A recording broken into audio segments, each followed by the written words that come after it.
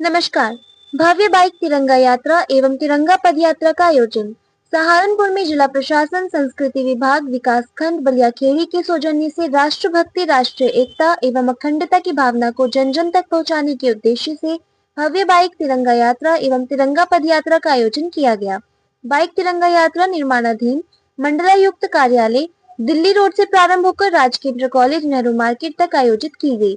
Bike तिरंगा यात्रा को माननीय राज्य मंत्री उत्तर प्रदेश सरकार श्री जसवंत सिंह सैनी, माननीय विधायक नकुड़ श्री मुकेश चौधरी, जिलाधिकारी सहारनपुर श्री अरविंद कुमार चौहान एवं मुख्य विकास अधिकारी सहारनपुर श्री सुमित राजेश महाजन ने कार्यक्रम में प्रतिभाग किया।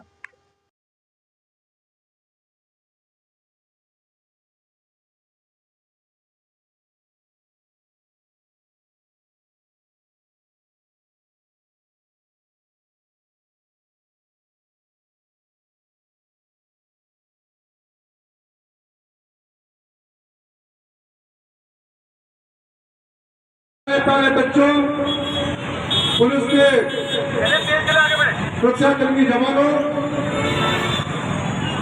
उपस्थित पत्रकार भाइयों, छायाकार मित्रों, देश की आन बान शान तिरंगा के सम्मान में देश के यशस्वी प्रधानमंत्री आदरणीय नरेंद्र मोदी जी के आह्वान पर 9 अगस्त से लेकर के आज तक लगातार तिरंगा यात्राओं के माध्यम से देश के अंदर देशभक्ति का जनजोर जागने का काम हो रहा है। ये तिरंगा यात्रा देश के उन शहीदों को जिन्होंने देश की आजादी के लिए अपना सर्वस्व न्यौछावर किया, हंसते हंसते फांसी के फंदे को चूमे, जिन्होंने अपने सीने पर गोलियां खाई, जेलों के अंदर अपने 20-20 साल की कारावास की जेलों के अंदर रहे, ऐसे लोगों को श्रद्धांजलि देने का, ऐसे शहीदों को नमन करने का यह दिन है। हम सब लोग उन शहीदों के प्रति अपनी कृतज्ञता ज्ञापित करते हैं और हर काम देश के लिए देश के प्रधानमंत्री ने नौजवानों से सबसे आह्वान किया है कि हमारा देश 2047 तक विकसित भारत हो, विकसित भारत की संकल्पना के साथ हमारा देश आगे बढ़े। हम हमारा सब काम देश को समर्पित हो, हम जिए तो सदा इसी के लिए रहे, अभिमान रहे, हर न्यौछावर करते हैं, हम सर्वस्व हमारा प्यारा भारत वर्ष, मेरा हर काम देश के लिए, देश की उन्नति के लिए, देश की तरक्की के लिए, देश की एकता के लिए, देश की अखंडता के लिए, देश के अंदर सामाजिक समरसता का भाव पैदा करने के लिए, एक साथ देश को आगे बढ़ाने के लिए हम सबको काम करना है। यही संकल्प है हमारे देश के यशस्वी प्रधानमंत्री का और इसी कारण से हमारा देश लगातार 2014 से लेकर के आज तक दुनिया के अंदर परचम फहरा रहा है। 11वें नंबर की अर्थव्यवस्था से 4थे नंबर की अर्थव्यवस्था बनकर के उभरा है। हर क्षेत्र के अंदर हम आत्मनिर्भर भारत की जो संकल्पना देश के प्रधानमंत्री ने की थी, हर क्षेत्र में आत्मनिर्भरता की ओर बढ़े हैं।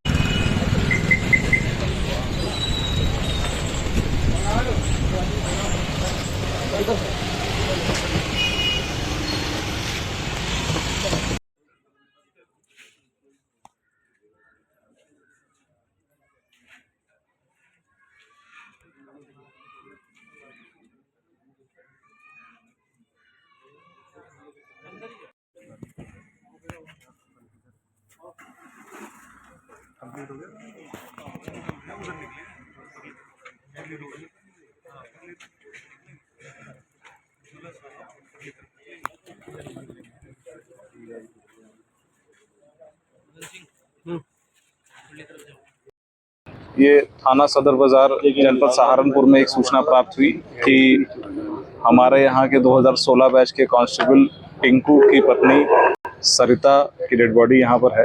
प्रथम दृष्टिया जो मौत हुई है सरिता की, वो गनशॉट इंजरी की वजह से हुई है, जो टिंकू के सरकारी राइफल इंसास राइफल से चली है। टिंकू को हिरासत में ले लिया गया है, गंभीरता से पूछताछ की जा रही है। पूरे क्राइम सीन को सील ऑफ कर दिया गया है और एफएसएल इसमें सारे एविडेंस इकट्ठा कर रही है, इसमें डिटेल इन्वेस्टिगेशन की जा रही है और लीगल कार्रवाई की जा रही है। तो क्या लग रहा है प्रथम दृष्टया, क्या घरेलू विवाद है कुछ?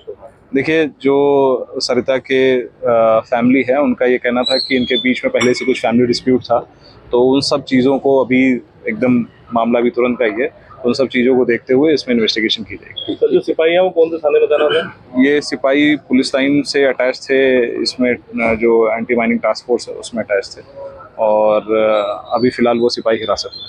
ठीक है। आज कोई तो खिलाफ नहीं।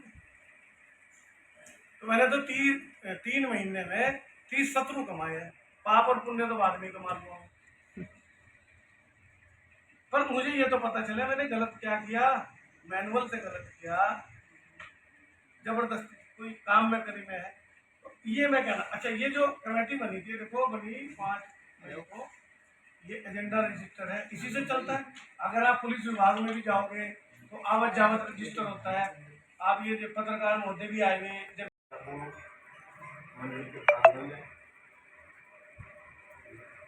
शामिल हुए हैं, इसके लिए आप सबका दिल की गहराइयों से बहुत बहुत आभार, अभिनंदन। साथियों, अध्यक्ष जी ने सब कुछ अभी आप लोगों के आगे समक्ष रख दिया।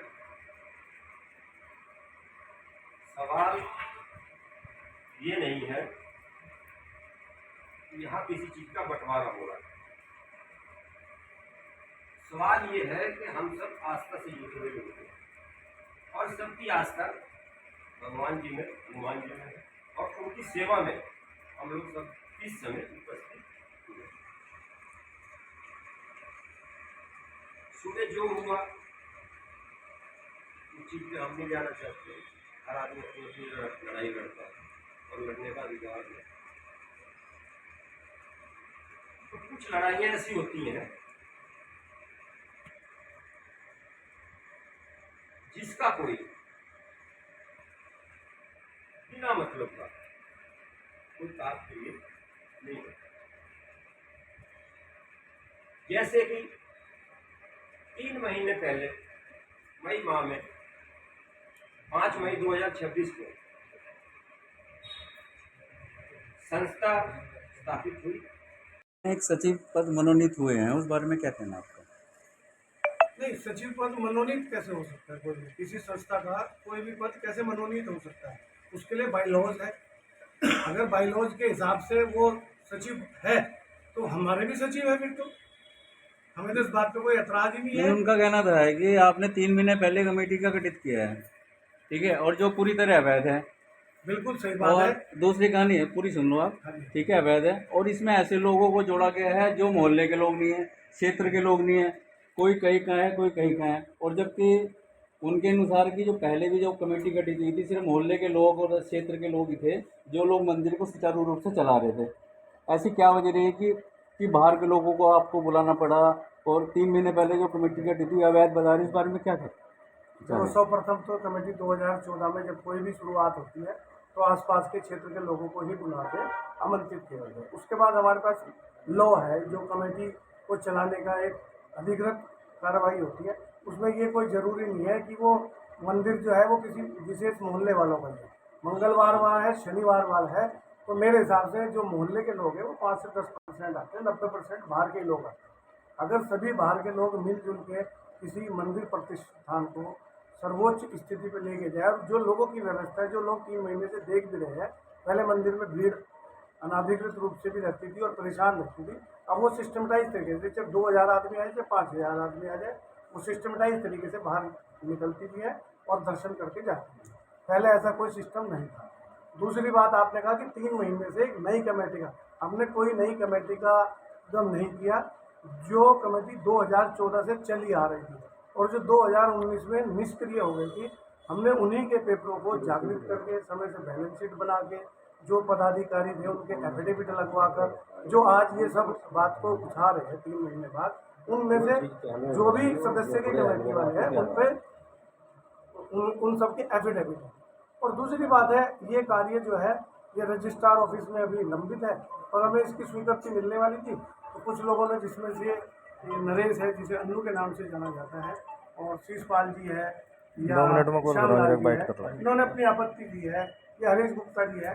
कुछ अब उपद्रवी कह लो, चाहे परेशान करने वाले लोग कह लो, वो हमारे घरों में भी होते हैं, रिश्तेदारी में भी होते हैं, या जब कोई संस्था हम चला रहे होते हैं इस तरह के लोग निकल के आते हैं।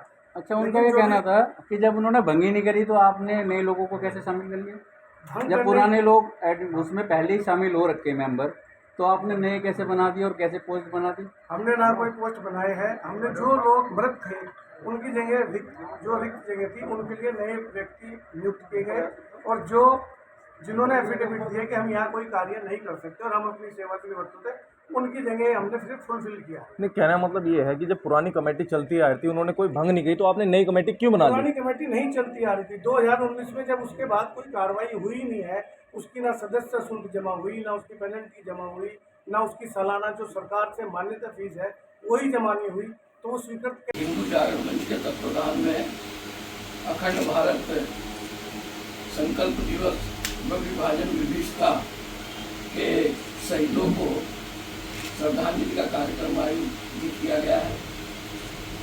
हिंदू जागरण मंच